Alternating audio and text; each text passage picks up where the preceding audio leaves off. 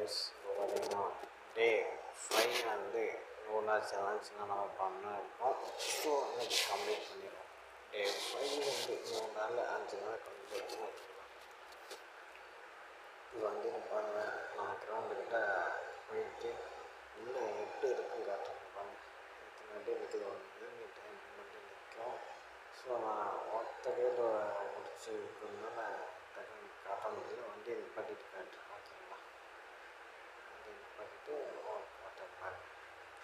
அவை ஈவினிங் வந்து ரொம்ப பேர் வருவாங்க. வாக்கிங் வருவாங்க அண்டு ரன்னிங் போவாங்க. ஸோ எக்ஸெப்டா எத்தனை வண்டி நிற்குது.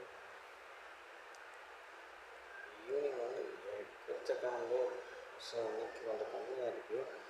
மார்னிங் ஈவினிங் பார்த்தீங்கன்னா கிட்டத்தட்ட மார்னிங் ஒரு 100 பேர் வருவாங்க, ஈவினிங் ஒரு 100 பேர் வருவாங்க. ஸோ நல்ல எனர்ஜியாக இருக்கும். அதுவும் பார்த்தீங்கன்னா ஃபுட்பால் விளாடுவாங்க. செம்மையாக இருக்கும். சின்ன பையன்லாம் கொஞ்சம் நல்லா நான் வாக்கிங் போகிறாங்க. ஒரு பர்சன் வாக்கிங் போகிறாங்க. இங்கே பார்த்தா ஒரு பர்சன் ரன்னிங் வந்துட்டுருக்காங்க. நாங்கள் வந்துட்டுருக்கோங்க.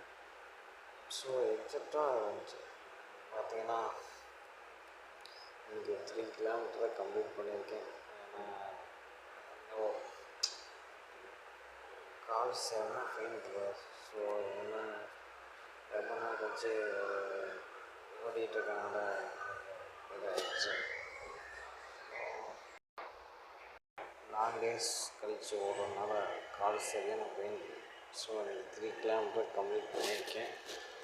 எக்ஸப்டாக நாளைக்கு வந்து நல்லா மூவ் பண்ணி ஓடுவேன். கண்டிப்பாக நான் கீப் சப்போர்ட்டிங் ஃப்ரெண்ட்ஸ். தேங்க்யூ.